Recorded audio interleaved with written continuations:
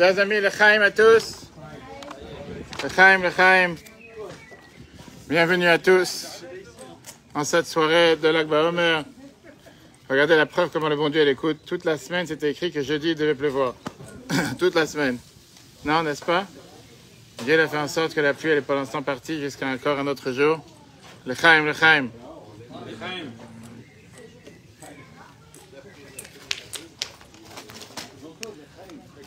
La question qu'on a demandé sur le cours de ce soir, c'est très simple. C'est une question qui est comment faire en sorte de remonter après une grande défaite.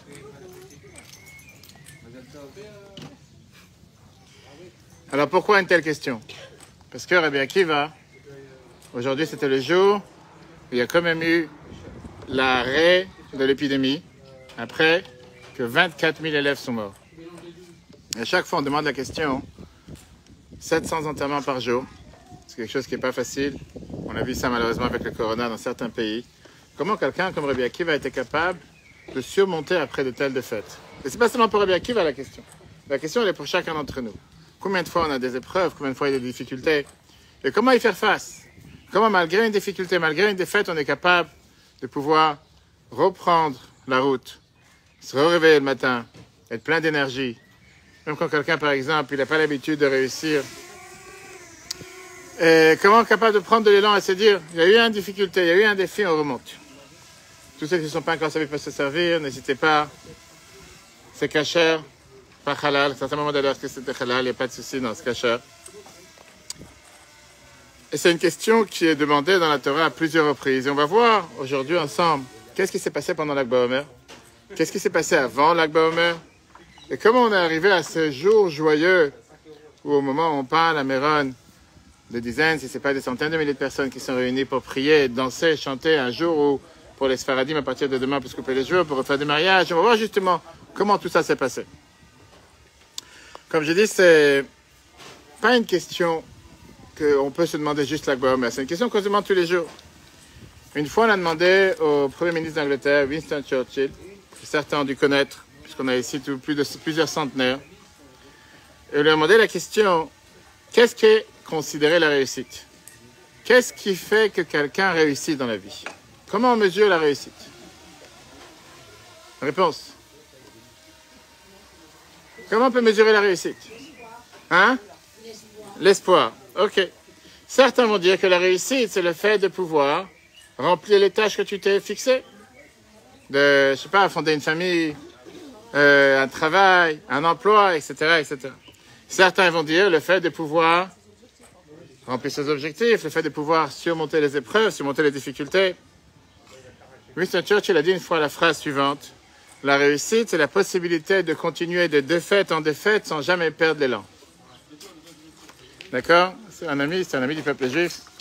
Et la question, comment on fait une chose pareille? Comment des gens qui veulent réussir peuvent repousser parfois des pensées qui sont parfois des pensées négatives? C'est-à-dire qu'on ne va pas réussir. Malheureusement, parfois des gens qui ont des problèmes de santé, parfois qui rechutent encore une fois, après qu'ils ont pris certains traitements. Qu'est-ce qui se passe? Monsieur? Je pensais qu'il donnait la réponse.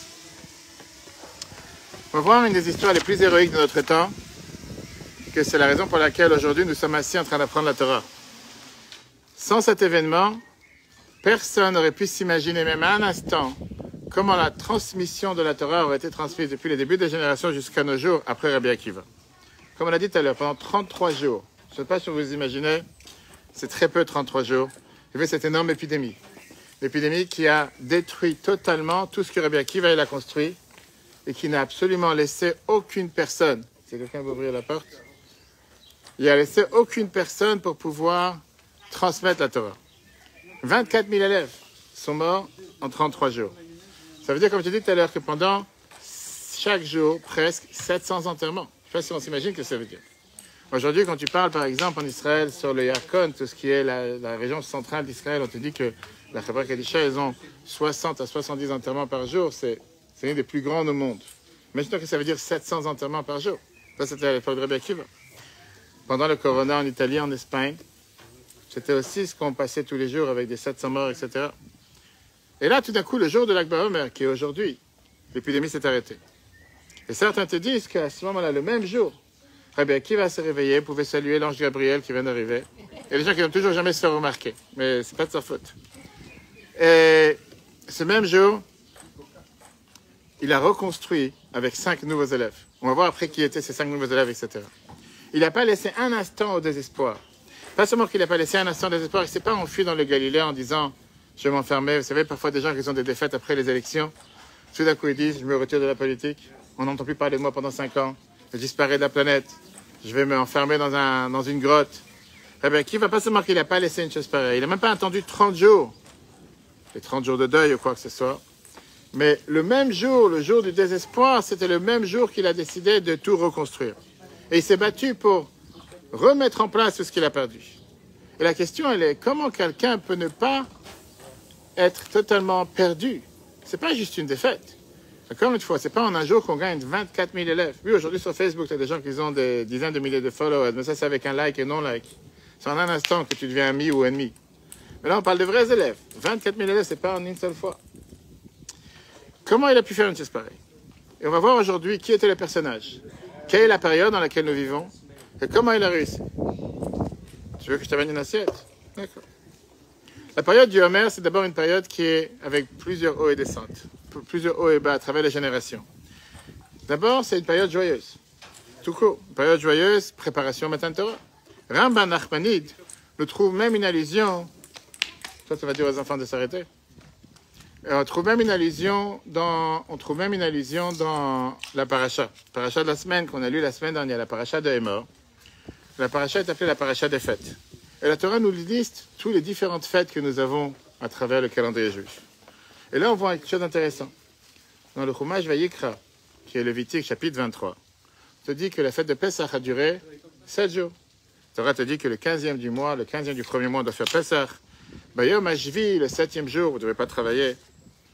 Après, la Torah nous parle de la fête de Sukkot. La fête de Sukkot, la Torah te dit la même chose. 7 jours, vous fêterez Sukkot. Et là, elle te dit, Bayom Hashmini, le 8e jour, ce sera un jour de fête, un jour dans lequel on ne travaille pas. Atzereti, c'est un jour où on doit s'arrêter. Quelle est la différence entre Pessah et Sukkot? La Torah dit, c'est très simple. La fête de Pessah, si on peut dire, elle a commencé le premier jour, et la deuxième fête de Pessah commence le 7e jour. La fête de Sukkot commence le 8e jour. On ne parle pas ici indifférent entre 7 ou 8. On parle de quelque chose de beaucoup plus important. Le fait que la fête de Sukkot, la deuxième fête, commence le 8e jour, ça veut dire que c'est une nouvelle fête. C'est en plus par rapport aux 7 jours de fête qui auraient été la fête de Pessah, 7 jours de fête de Sukkot. Parce que les fêtes de Pessah et Sukkot sont les deux de 7 jours. La Torah te dit 7 jours vous mangerez des matzot, 7 jours vous mangerez dans la Sukkah. Et donc le fait que la fin de Pessah c'est le 7e jour, et le fait que Sukkot c'est le 8e jour, ça veut dire que c'est une fête en plus. Et la différence, c'est la Torah, elle vient, elle te dit Atzereti, stop, arrête-toi. C'est en Israël, quand à la base c'est écrit stop, c'est écrit Atzor. Ça veut dire arrête-toi, s'arrêter. C'est une fête en plus. Et vient la Torah, les Chachamim, nos sages, et nous donne une explication pourquoi c'est une fête en plus. Regardons la Gemara Rosh Hashanah, page 4a. Et la Gemara, elle nous dit Shmini Atzeret, c'est une fête pour elle-même. C'est pas une fête qui dépend du reste. Parce que c'était plusieurs choses qui se passaient à ce moment-là. On ne mange pas dans la soukha, le sacrifice il est différent, les chansons que les Lévites donnaient dans le temple étaient différentes, la bénédiction, la prière est différente, etc. Et la question qui est demandée, pourquoi? Pourquoi une telle différence? Pourquoi la Torah n'a pas fait la même chose après Pessah? Faire une pause, faire encore une fête, un 8e jour. Vous allez me dire, quoi, 8 jours manger la matzah? Il y a des gens qui mangent la matzah toute l'année. C'est pas un problème. Vient le Rambam, et Maïmonide dit, tu sais quoi? Il y a une 8e fête, il y a un 8e jour de Pessah. Quelle est cette fête qui est en plus de Pessah? C'est la fête de Shavuot.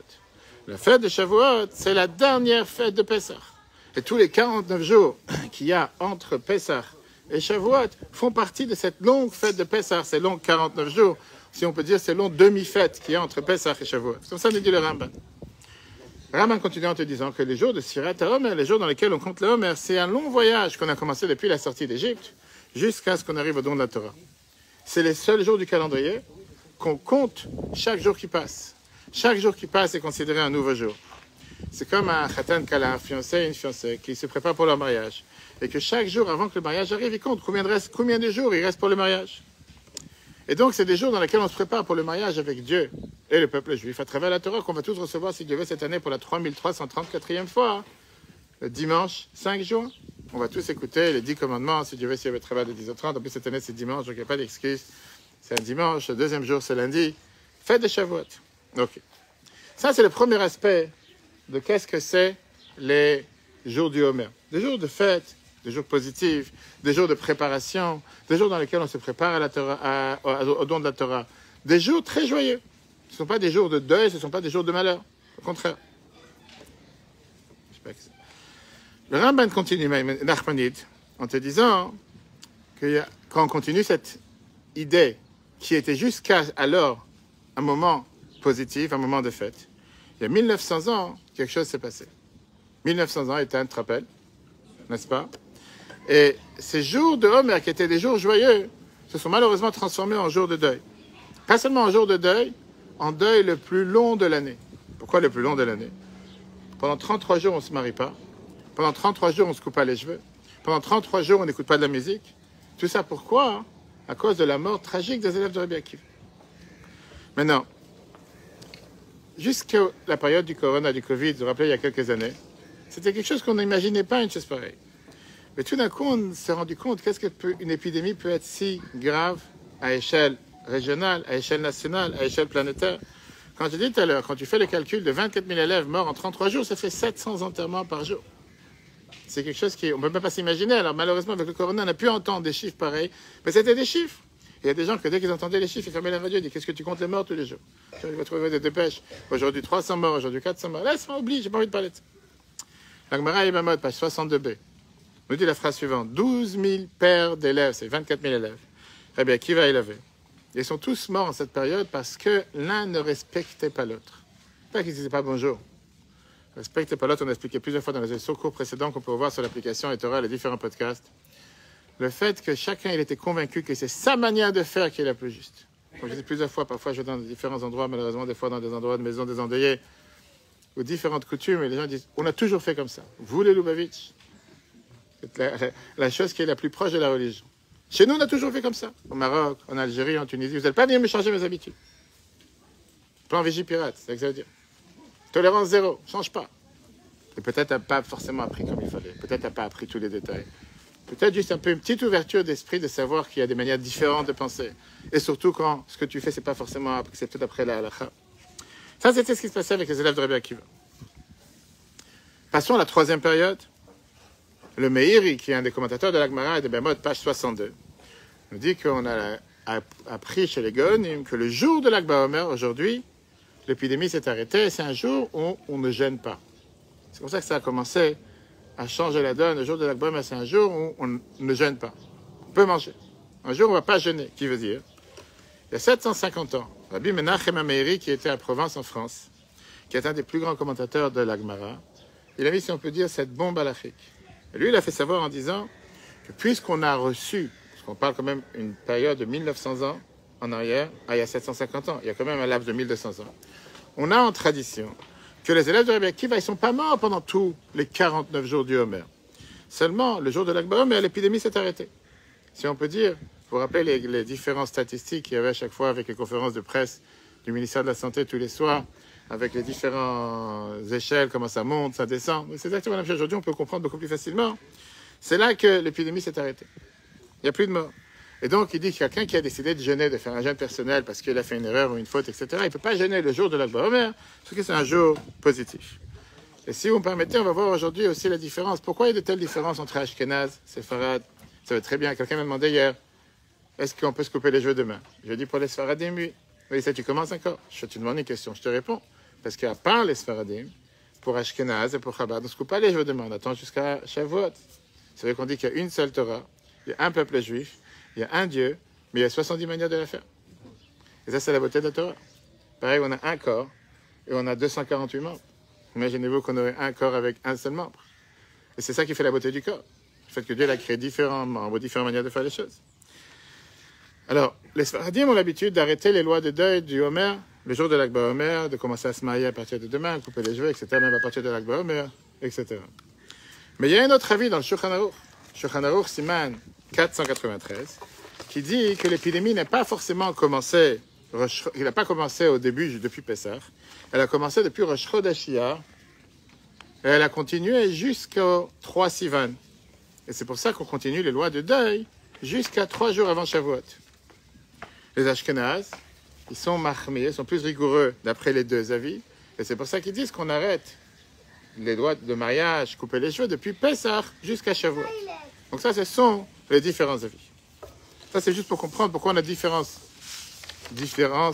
coutumes, comment pratiquer ces lois de deuil. Ok, on avance encore 100 ans. On est à combien de temps maintenant? On avait dit 1900, 750. On avance encore 100 ans, ça fait à 650. Là, Yohan était présent déjà.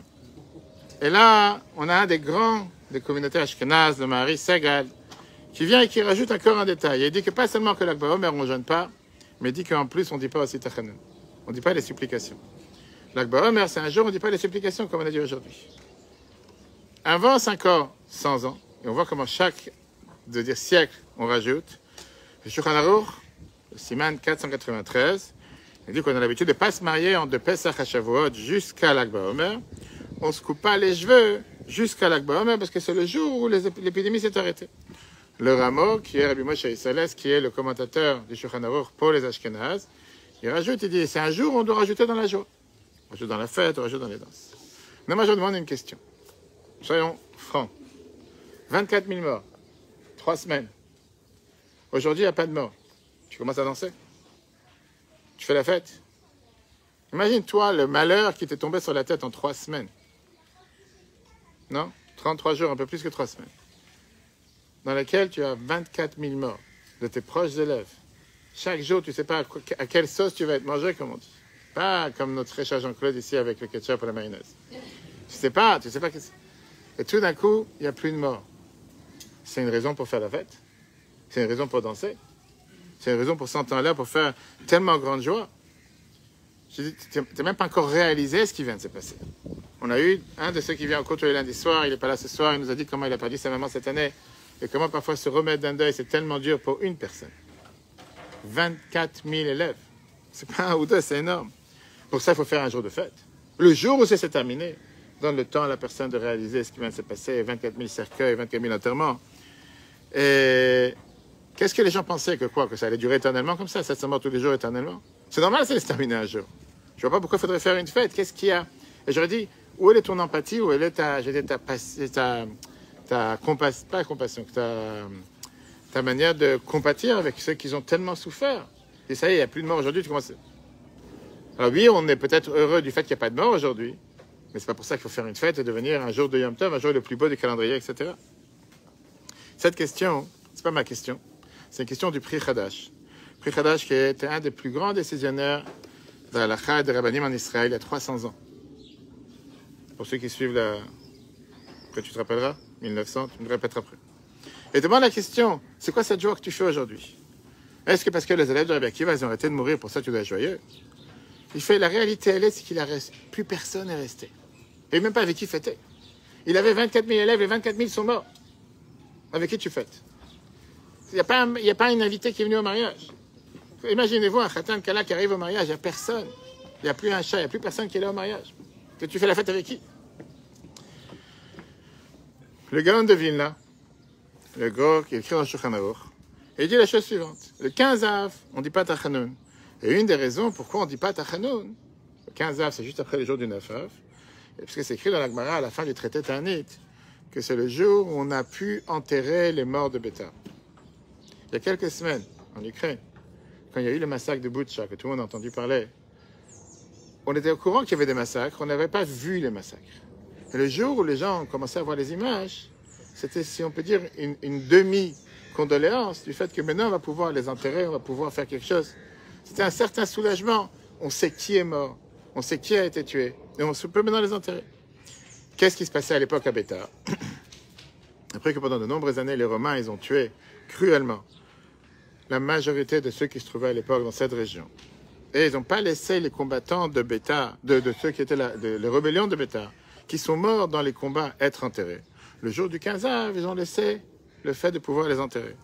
Et de payer un dernier respect. Et donc c'est pour ça qu'on fait le 15 Av un jour de fête, un jour de joie, par ça qu'on nous a donné la permission de pouvoir enterrer les morts. Ça c'est ce qu'il dit le Gaon de Vilna. Maintenant cette raison, c'est une des 6 raisons pourquoi on fait une fête le 15 Av. Pourquoi c'est un jour de Yom Tov. Mais l'Akba Omer, La seule raison pourquoi on fait une fête, c'est parce qu'on te dit Paskou Milamut. Ils ont arrêté de mourir. Et la question, elle est comment faire une telle fête, une telle joie après une telle défaite. Aujourd'hui, on va voir une explication chassidique, une explication que Rabbi l'a amenée plusieurs fois. Surtout quand ce jour, Rabbi faisait les grandes parades de l'Akba Omer avec des dizaines de milliers d'enfants. Il avait demandé de réunir les enfants le jour de l'Akba Omer, comme on fait tout le temps. Et que Rashbi, Rabbi Shimon ben Yochai se trouve dans les parades de l'Akba Omer. Un jour, c'est un jour propice aujourd'hui de bénédiction. Un jour de bénédiction pour les enfants particulièrement. Un jour, on rajoute dans la tzedaka. Un jour, on allume des bougies, que vous avez pu voir tout là, les QR codes partout, en honneur des tzadikim. Parce que c'est le jour où Rabbi Shimon ben Yochai a dévoilé les secrets de la Torah, la lumière de la Torah. C'est pour ça qu'il y a des feux de camp qui sont organisés, pour ça les grillades, etc. On va voir aussi d'abord une explication d'un kabbaliste italien, Rabbi Emmanuel Diriki, le Chida, Rabbi Yosef Chaim David Azoulay, Sefarad et beaucoup d'autres. Et comme on a parlé hier soir dans le cours de lundi soir, aujourd'hui c'est aussi un jour particulier cette année du fait qu'on a recommencé l'étude du Rambam Maïmonide pour la 42e fois. Tous les peuples juifs dans les 4 coins du monde à apprendre la même halakha pour s'unir pour l'unité du peuple juif et le fait de pouvoir apprendre toute la Torah en une année. Alors quelle était la merveille de l'Akba Omer? Qu'est-ce qui s'est passé? À part le fait que les morts, ils ont arrêté de mourir, il y avait quelque chose de plus important. Rabbi Akiva ne s'est pas brisé. Rabbi Akiva, qui était leur maître, il n'a pas eu des remords, il n'a pas eu un sentiment de défaite. J'ai tout construit pendant tellement d'années, voilà ce qui m'est arrivé. Je suis nul, je vaux rien, je me retire de la politique éternellement, il revient 5 ans après. Rabbi Akiva, il n'a pas seulement le jour même où les morts, ils ont arrêté, il a trouvé la force de reconstruire à nouveau. Reconstruire à nouveau et d'enseigner la transmission de la Torah orale. Avec 5 élèves. Ces 5 élèves qui étaient les plus grands, comme Rabbi Shimon ben Yochai, d'aujourd'hui, un des élèves de Rabbi Akiva qui est revenu après cette défaite. Rabbi Meir ben Alanes, il y avait sa Iloula ce dimanche, Rabbi Yehuda et d'autres. Donc si on résume en un mot, l'Akba Omer, c'est la fête de ceux qui sont dans la continuité, ceux qui avancent, ceux qui ne se laissent pas abattre, ceux qui ne résignent pas à une défaite en se disant c'est terminé, il n'y a pas d'espoir. Et c'est pas quelque chose de simple. Pourquoi c'est pas quelque chose de simple? Parce qu'en règle générale, un être humain, la qualité première que Dieu a donnée à l'humain, différent de l'animal, c'est que on a besoin de passer de période en période. On ne peut pas être en même temps en train de sauter en l'air et danser, et en même temps en train de pleurer. Il y a certains qui le font. Mais en général, ou c'est des clowns qu'on paye pour un spectacle, ou, je sais pas, on trouve ça peut-être dans les hôpitaux psychiatriques, quelqu'un de normal, il a besoin d'avoir différents temps. Les psychologues nous disent que pour quand quelqu'un il a une défaite ou un malheur, que Dieu nous en préserve, il a besoin de passer 5 étapes. Quelles sont les 5 étapes? Première étape, le déni. Deuxième étape, la colère. Troisième étape, la compréhension. Non, je ne cherche pas à comprendre. Deuxième étape, la colère. La troisième étape, c'est la dépression. Quatrième étape, l'acceptation. Et après, la reconstruction. Mais chaque personne le manque. Oui, ça c'est quand quelqu'un a perdu quelqu'un. Mais quand quelqu'un il a une autre défaite, une autre épreuve. En général, on passe par ces 5 étapes, qui est le déni, la colère. Après, on a la dépression, parfois. Le fait de finalement accepter et après pouvoir se reconstruire. Il y en a plusieurs personnes, malheureusement, qui parfois ils sont stoppés, qui sont bloqués au milieu de ce processus. Pardon, ils n'arrivent pas à avancer. Ça, c'était le Jack Daniels de... Il faut être maître de ses émotions. Hein? Il y a des gens que, malheureusement, ils n'arrivent pas parfois. Parfois, ils n'arrivent pas. Parfois, ils ont un tellement de traumatisme qu'ils se disent qu'ils ne vont jamais réussir. Et parfois, il y en a qui sont tellement bas et qui ont tellement été mauvais que c'est pas pour eux. Laisse tomber. Ça ne sert à rien d'essayer encore une fois. Qu'est-ce que tu veux? Je bois de la bouteille? Bah oui. Non, je bois de la bouteille. Je suis pas au bar. Bar mitzvah, non, pas un bar mitzvah. Merci beaucoup. Merci beaucoup en tout cas. Tiens, là t'as un verre. Chaim.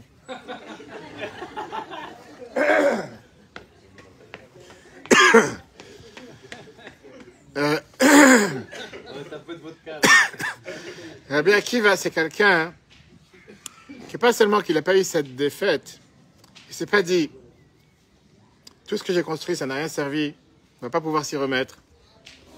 Mais à la place, le même jour, il a avancé. Regardez comment le Chida nous dit la phrase suivante. Pourquoi on est tellement joyeux l'Akba Omer? Pas parce que Rabbi Akiva c'est un grand dans la Torah qu'il a enseigné 24 000 élèves. Parce que le jour de Lag BaOmer, c'est le jour... Merci beaucoup. C'est quoi cette traiteur de classe? Quand tu me donneras le numéro de téléphone, on aura à tout le monde.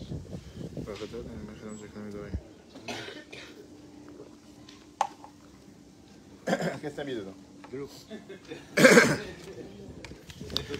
Rabbi, le Chida nous dit que le jour que les morts ont arrêté de mourir, c'est là qu'il a commencé à enseigner la Torah à Rabbi Shimon Bar Yochai. Tu vas allumer la lumière extérieure, les boutons. Rabbi Shimon Bar Yochai, Rabbi Meir, Rabbi Yossi, que la Torah continue à exister, que ce ne soit pas quelque chose qui soit totalement perdu. Ça, c'est ce qui s'est passé avec Rabbi Akiva. Avec ça, on a un nouveau sens entre le lien de Lag BaOmer et Rabbi Shimon Bar Yochai. Ce n'est pas juste le jour de la Iloula de Rabbi Shimon Bar Yochai, mais que beaucoup d'années avant que Rabbi Shimon Bar Yochai parte de ce monde, Rashbi, c'était le jour où il a commencé à apprendre la Torah. Ce jour-là, il est devenu l'élève de Rabbi Akiva. Et il a fait partie de cette chaîne en or de transmission de la Torah pour les générations à venir. Le Midrash Rabbah, dans Bereshit, chapitre 65, verset 3, il vient et nous dit la phrase suivante. Que Rabbi Akiva, il n'était pas quelqu'un de déconnecté. C'était pas quelqu'un qui était totalement perdu, c'était quelqu'un qui était bipolaire ou extraterrestre. C'était pas quelqu'un qui était totalement avec un esprit qui n'est pas de ce monde et qui s'est dit intouchable, 24 000 morts, qu'est-ce que la vie continue comme si rien n'était. Il a bien compris ce qui s'est passé. Il a compris dans le plus profond de soi-même. Il a compris c'était quoi cette tragédie gigantesque qui ne s'est pas jamais repassée depuis. Pour une seule personne avec 24 000 élèves. Et néanmoins, il a réussi à se reconstruire à travers le passé, de prendre les leçons et de recommencer à nouveau. Maintenant, la question qu'on se demande, c'est qu'est-ce qu'il s'est dit? Comment il a fait pour faire une telle chose? Et comment nous, on peut le faire? Comment ne pas être brisé après une telle défaite? Comment ne pas être brisé après un tel problème? Rabbi t'explique la phrase suivante de manière la plus claire. Comment Rabbi Akiva était quelqu'un de si optimiste? Sa propre vie, ce n'était pas une vie de réussite. Il a regardé dans sa propre vie. Ce n'était pas le premier coup qu'il a reçu dans sa vie. Mais on voit qu'à chaque fois qu'il a passé un épisode difficile, il a toujours su comment s'y remettre. Parce que Rabbi Akiva, par définition, c'est quelqu'un qui ne regardait pas le mal en tant que mal. Tu veux dire, il savait très bien que le mal, c'est une étape pour aller vers le bien. Rabbi Akiva, il savait que celui que Dieu le met devant un défi difficile, c'est pas pour punir la personne qui a été mise en défi, mais parce que Dieu, il a confiance en lui. Et c'est comme on a dit plusieurs fois les exemples sportifs, que quand tu veux qu'un cheval il puisse sauter à, je sais pas, 2 mètres, 3 mètres, etc., tu vas toujours mettre une barre plus haut. Et on a, elle n'est pas là. C'est ça, quelqu'un qui travaille avec des chevaux qui va te dire, mais qu'est-ce que tu le fais souffrir, les pauvres? Et tous ceux qui vont voir les courses de chevaux, ils savent qu'au contraire, tu veux qu'il puisse aller plus haut. Pour ça, tu lui mets un défi encore plus haut. Et tu lui mets un défi encore plus haut, il remonte le défi encore plus haut. Pour découvrir ses forces internes. Parce que Rabbi Akiva nous a enseigné la phrase suivante. Il y a 2 manières de regarder sur une punition. Tu dis, l'aspect superficiel, c'est que tu ressens le coup, tu ressens la blessure, tu ressens le mal. Et quelqu'un d'intelligent, il va réfléchir, il va se dire, le fait qu'il y a une telle épreuve, qu'est-ce que je dois faire pour surmonter cette épreuve? Pas pour faire marche arrière, pour pouvoir passer à travers cette épreuve. Et le fait de pouvoir passer à travers cette épreuve, automatiquement, je sais que demain, j'aurai une autre épreuve. Mais cette épreuve ne va pas m'empêcher d'aller encore plus loin. Et une fois que je suis monté cette 2e épreuve, j'aurai une 3e épreuve. Rabbi Akiva, il a, si on peut dire, résumé toute sa vie avec une phrase. Et la phrase que Rabbi Akiva, il a plusieurs fois répétée, c'était « Kol David rachamana l'État David ». Tout ce que Dieu a fait, c'est pour le bien. Écoutez bien la phrase. Pas ce qui s'est passé, c'est mal, et c'est un mal pour un bien. Mais tout ce que Dieu a fait, c'est pour le bien. Tu veux dire plusieurs choses. D'abord, tout ce que Dieu a fait, c'est planifié du ciel. Il n'y a rien qui se passe par hasard. Deuxièmement, puisque ça vient du ciel, c'est forcément bien. Troisièmement, il n'y a aucune raison pourquoi Dieu voudrait faire tomber quelqu'un, trébucher quelqu'un, mettre quelqu'un à l'épreuve. Mais c'est juste pour le pousser à aller en avant. Alors, dans quel contexte Rabbi Akiva a dit ça? On a raconté cette histoire plusieurs fois, quand il est parti une fois en route avec un âne, avec un coq et une bougie. Et qu'est-ce qui s'est passé? Il est parti dans un village pour demander s'ils vont lui donner à dormir le soir, un endroit où dormir. Et le village a dit, chez nous, on n'accepte pas les étrangers. Chez nous, on fait partie de telle ou telle partie, et on ne veut pas d'étrangers chez nous dans le village. Il est parti dormir dans la forêt, la campagne, en 77. Il est parti dormir sur un arbre. Il a laissé son coq, son âne et sa bougie. Il arrive un moment qu'un chat vient, il mange le coq. Comme j'ai dit plusieurs fois, je pense que c'était la seule fois dans l'histoire que ça s'est passé. Après, il y a un lion qui est venu, qui a dévoré son âne. Et après, il y a le vent qui a éteint sa bougie. Il est monté sur un arbre. Et il s'est dit, je vais passer la nuit sur un arbre. Non, je vous garantis que quelqu'un qui est paumé dans la forêt, qui ne laissait pas de monter sur un arbre pour dormir. Ethan. Surtout pas ces arbres. C'est pas comme ça que tu vas réussir à dormir tranquille. Mais qui va, il a fait.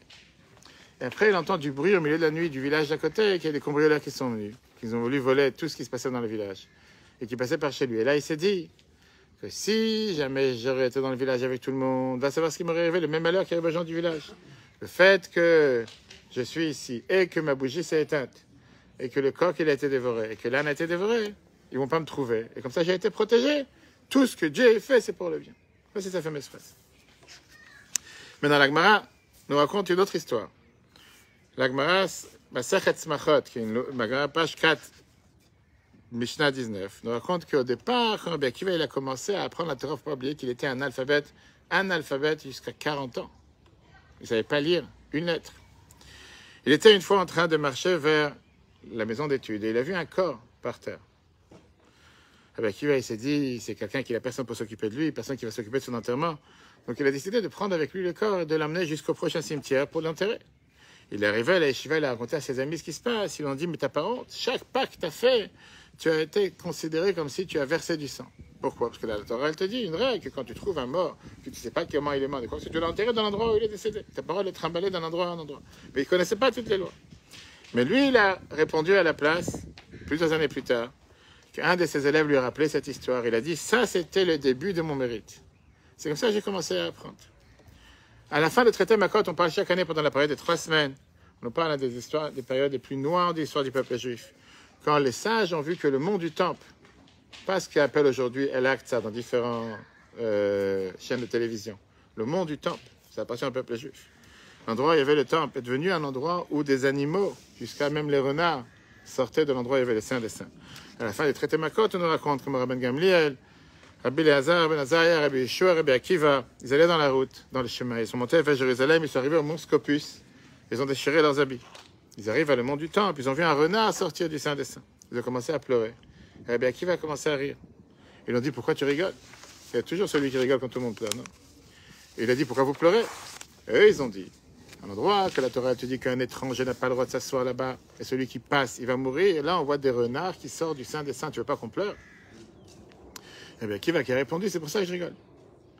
Parce que dans Uriah, c'est écrit que Tzion, Jérusalem, va être un champ qui est totalement labouré, donc totalement renversé. Et dans Zakar et dans Zechariah, c'est écrit que les anciens, les vieux et les vieilles vont toujours être assis dans les rues de Jérusalem en train de chanter. Tout autant que la première moitié de la prophétie ne s'est pas accomplie, je ne savais pas si la deuxième allait être accomplie. Maintenant que la première a été accomplie, je suis sûr que la deuxième va aussi s'accomplir, qui veut dire qu'un jour, Jérusalem va être reconstruit, on va pouvoir danser dans les rues de Jérusalem, etc. Ils lui ont répondu, à qui va nichamtanu, à qui va nichamtanu, à qui vas-tu nous as consolé, à qui vas-tu nous as consolé. Imagine-nous un instant, tu vois le renard sortir du Saint des Saints. L'endroit que les grands prêtres rentraient là-bas avec des chaînes attachées à leurs pieds pour, si jamais ils allaient mourir ou quoi que ce soit, qu'on pouvait les sortir parce que personne ne pouvait rentrer à l'intérieur. C'était l'endroit le plus saint. Et là, tu vois que c'est devenu une ferme de renards. On appelle ça une ferme. Rabbi Akiva qui rigole. Et il les console jusqu'à ce qu'ils soient d'accord en disant tu nous as consolés. Et il y a plusieurs questions que Rabbi demande dessus. Tout d'abord, pourquoi ils ont pleuré? Eux, ils n'ont pas cru qu'il y aurait un futur meilleur pour le peuple juif. Ils ont pensé que ça, c'est la défaite. Deuxièmement, pourquoi lui, il rigole? Le minimum des choses, quand tu as un enterrement, tu commences pas à t'éclater de rire. Alors aujourd'hui, je peux vous dire que j'ai fait plusieurs enterrements où il y a la musique, où il y a des photos. Pas longtemps, j'ai fait un enterrement pareil, parce que le défunt, il avait fait des cartes d'enterrement, des cartes d'invitation à son enterrement. C'était prévu. Il fallait juste remplir la date. Mais il a prévu, sérieux, il avait prévu des dates, il avait prévu des cartes d'invitation, des faire-part. Tous ceux qui sont dit, des faire-part avec le ruban, il y avait un orchestre, c'est prévu, photographe. Il y a de tout aujourd'hui. Mais, a priori, tu vois le temple qui est profané, pourquoi tu vas commencer à... Maintenant, pourquoi eux, ils ont continué à dire, eh bien, qui va, tu nous as consolé 2 fois? Et Rabbi te dit, parce que la différence d'approche entre les Chachamim, les sages, Rabbi Akiva, c'est que les Chachamim, ils avaient dans l'idée, bien sûr qu'un jour, ça va être positif. Mais un jour, c'est comme les gens qui disent, Ani ma'amin, je crois que Mashiach arrive chaque jour. Rabbi avait donné une fois un exemple, qu'il y a 2 manières de lire la phrase.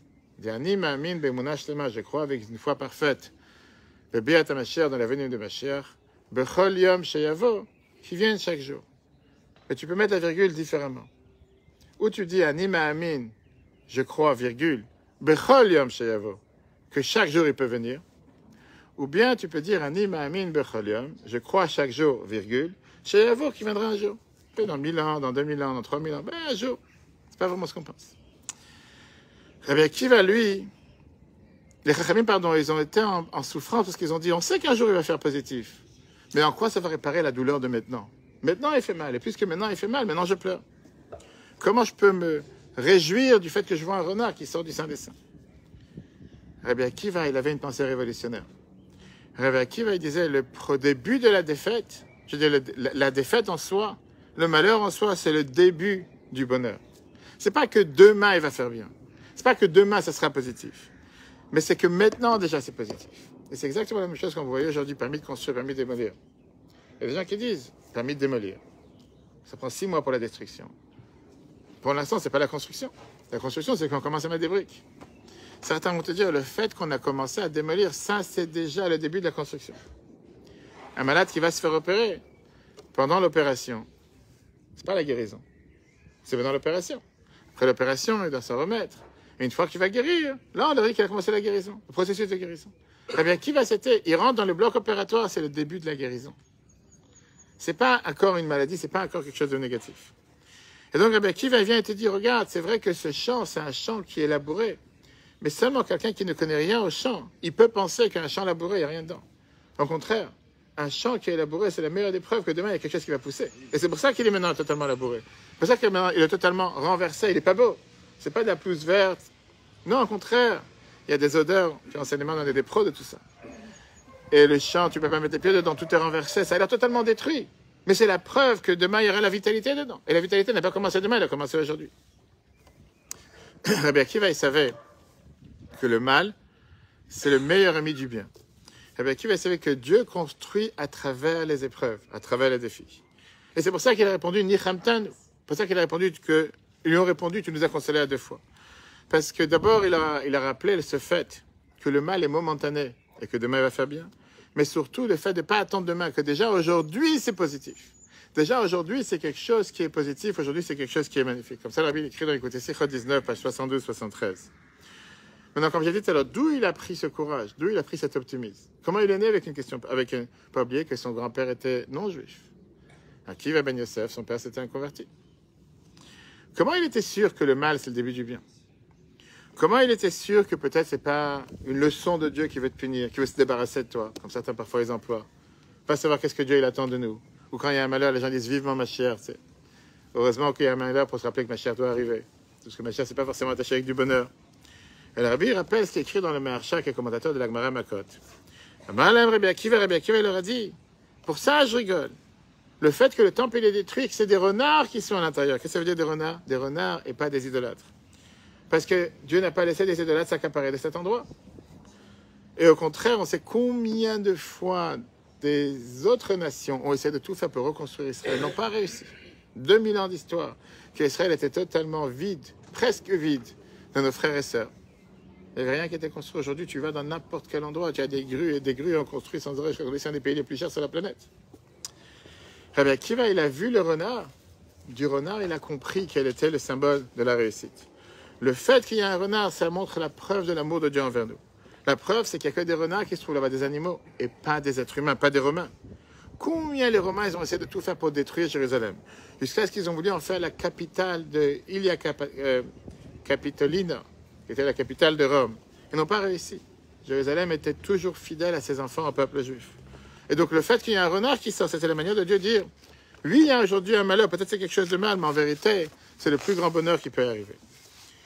Ça veut dire que ce message de Rabbi Akiva, c'est un message qui est plein d'espoir. Un message qui a montré et qui a fait maintenir Rabbi Akiva face à n'importe quelle défaite dans sa vie. Et donc, même quand il a perdu ses élèves, à chaque fois qu'il a perdu encore un de ses élèves, Rabbi Akiva s'est dit, ne sois pas brisé. Ne perds pas l'espoir. Ne pense pas que le monde est noir et qu'on ne va jamais pouvoir se relever. Et bien au contraire. Arrivera un jour que ce malheur va s'arrêter et on va pouvoir reconstruire et retransmettre la Torah. Quel enseignement on apprend, chers amis, de ce message de l'Akba Omer? Dans la vie de tous les jours, on a beaucoup d'épreuves. Tout le monde a des épreuves. Il y en a qui ont une épreuve, qui n'ont pas réussi à se réveiller ce matin pour l'examen. Il y en a qui ont des épreuves, qu'au lieu de se réveiller à 10h30 le matin, ils se réveillent à 11h midi. Difficile. Il y en a qui ont des épreuves. Pourquoi le soir, ils doivent aller dormir à minuit et pas à 2 heures du matin. Il y en a qui ont du mal à se détacher de PlayStation quand ils jouent à 3 heures du matin et leur père leur dit arrête, maintenant on va dormir. Ils ont envie de continuer à jouer encore 1 heure. Chacun avec ses difficultés. Il y a des gens qui ont des difficultés dans les affaires, des gens qui ont des difficultés dans le travail, des gens qui ont des difficultés pour trouver un mari, trouver une femme, avoir un enfant. Et parfois, on peut s'imaginer un problème de santé. Et parfois, quelqu'un peut se dire laisse tomber, personne ne veut de moi. Je vais jamais réussir dans la vie. Pourquoi j'ai jamais réussi? Parce qu'une fois j'ai eu un problème, une fois j'ai eu un souci, une fois j'ai eu une défaite. Je vous ai raconté, c'est Shabbat, je crois, dans le cours d'un histoire, combien de fois on propose à quelqu'un de mettre la tuile. Il n'est pas forcément qu'on est toujours accueilli avec un grand sourire. Viens Rabbi Akiva et te dit, tu sais quoi, quand il y a une difficulté, c'est la meilleure preuve que tu es en train d'avancer. C'est la meilleure preuve que tu es en train de sauter vers une deuxième épreuve, une troisième épreuve. Mais en attendant, il y a une réussite. Et quand tu commences à faire le bilan, et tu vois où tu étais il y a 6 mois, il y a 1 an, il y a 2 ans, pour le travail il y a 20 ans, et tu vois où on est aujourd'hui. J'ai dit oui, si tu mesures comme à la bourse, tu peux t'affoler à chaque fois qu'il y a une descente. Mais quand tu regardes sur le long terme, tu vois qu'au final, tu fais qu'avancer, tu fais qu'augmenter. Voilà, chers amis, un enseignement majeur qu'on apprend de cette fête de Lag BaOmer. Et c'est pour ça que c'est une fête joyeuse. Et c'est pour ça que c'est un moment de joie. Et c'est pour ça qu'on dit que c'est à part le fait que, bien sûr, Rabbi Shimon Bar Yochai était celui qui a dévoilé les secrets de la Torah. Avec le Zohar, le premier livre du Zohar, le premier mot du Zohar qui a allusionné dans son nom, qu'il a fait savoir les secrets de la Torah. Il peut rester. Où tu vas? Pourquoi tu l'enlèves? Qu'est-ce qu'il y a? Tu ne déranges personne. Au moins, ça donne un son de vie. Un peu de musique de fond. Rabbi Akiva, Rabbi Shimon Bar Yochai qui a enseigné ces secrets de la Torah, qui étaient les Zohar. Après ça, la Kabbale, les 500 ans avec le Harizal. Et après ça, la Chassidoute. La fameuse histoire que la Bible raconte en 84 avec un des élèves du Harizal, qui était Rabbi Avram, et qui avait l'habitude, chaque année, chaque jour, de dire la prière de Nachem, qui est la prière de consolation qu'on demande à Dieu pour nous consoler pour la destruction du temple. Nous, on l'a dit 1 fois par an, le jour de Tisha B'Av. Lui, il disait chaque jour, parce que chaque jour, il sentait la défaite de la destruction du temple, que le fait que le temple n'est pas construit. Mais il prenait ça à cœur, jusqu'à ce qu'il a dit ça aussi le jour de Lag BaOmer, sur la tombe de Rabbi Shimon Bar Yochai. Et le Harizal lui a dit que Rabbi Shimon n'était pas content. Parce que c'est un jour de joie, c'est le seul jour de deuil qu'on danse, le seul jour de décès, que c'est un jour de Iloula. Iloula, ça veut dire un mariage en araméen. Un jour de joie, un jour heureux, un jour dans lequel on se réjouit du fait qu'on a découvert le secret de la Torah. Le fait qu'on a cette vision du monde. Qu'est-ce que ça veut dire une défaite? Qu'est-ce que ça veut dire une difficulté? Qu'est-ce que ça veut dire une épreuve? Après, je ne cache pas qu'il y a toujours des gens que, même quand on leur dit qu'il n'y a plus besoin de porter un masque, ils vont toujours rester avec le masque, il est collé. Il y a des gens que même quand on leur dit qu'il y a une défaite, c'est terminé, tu vas remonter. Non, toujours malade. Viens cet enseignement de Lag BaOmer à te dire, rappelle-toi, et surtout quand on parle du peuple juif, 3000 ans d'histoire, plus de 3000 ans d'histoire, à travers toutes les défaites, on a toujours remonté, on a toujours été encore mieux, toujours avancé, et ça c'est l'enseignement dans la vie de chacun d'entre nous. C'est pour ça que quand on se prépare dans 2 semaines, si Dieu veut, dimanche 5 juin, la fête de Shavuot, important de revenir réaffirmer justement son lien avec les 10 commandements, pour comprendre ce cadeau que Dieu a donné à chacun d'entre nous. C'est merveilleux ce cadeau qu'on avait le choix de pouvoir être comme toutes les autres nations qui l'ont refusé. Et à la place, on a dit, Naaseh v'nishma, on va le faire, on va comprendre. Automatiquement, 5 juin, à venir écouter les 10 commandements et se réjouir, mais jusqu'à là, tous les jours, mener ce combat. Et quand on mène ce combat, on est garanti de réussir. Le cours sera un replay sur l'application eTorah, sur Google et Apple. Un jour, propice de bénédiction, comme tu as dit tout à l'heure, c'est un jour où on a l'habitude d'écrire sur la tombe du Rabbi sur le Ohel. Le Rabbi a demandé ça à plusieurs reprises en 1950, en disant que tous ceux qui ne sont pas sur la tombe de Rashbi, de Rabbi Shimon Bar Yochai, ont la possibilité d'écrire aujourd'hui sur le Ohel et demander des bénédictions, puisque c'est là-bas que se trouve Rashbi, puisqu'on sait que dans une tombe d'un tzaddik se trouvent tous les tzaddikim. Rabbi a écrit ça à plusieurs reprises. J'ai raconté plusieurs fois que c'était le jour où plusieurs femmes attendaient à la porte du mikvé où le Rabbi allait à chaque fois avant d'aller sur le Ohel pour pouvoir demander des bénédictions à Rabbi pour avoir des enfants ou pour les enfants. C'est un jour où on a l'habitude d'allumer des veilleuses pour la neshama des tzaddikim. Comme vous avez pu voir sur le site, il va être sur le QR code qui est affiché partout, vous pouvez le profiter encore aujourd'hui. Et c'est un jour où on demande des bénédictions, que Dieu fasse, que tous ceux qui ont besoin de refouach une bonne guérison, qu'ils aient une refouach que tous ceux qui ont besoin d'avoir des bonnes santé, de bonnes nouvelles, qu'ils aient des bonnes nouvelles.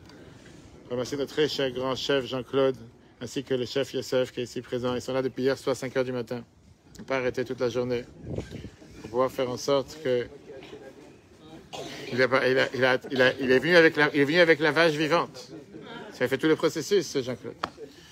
Que Dieu fasse qu'on puisse toujours être réunis, que pour des moments, des événements joyeux. Je rappelle aussi que mardi soir, on a le Women's Club, magnifique Women's Club pour la fête de Shavuot, avec pas les gâteaux au fromage et les glaces, parce que les gens aujourd'hui pensent que Shavuot, c'est la fête des gâteaux au fromage.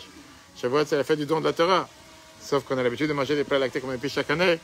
Et bon, Hachem, plusieurs femmes ont déjà réservé, ça c'est si je vais mardi soir prochain. Et que si Dieu veut, très prochainement, on se retrouve à Yerushalayim avec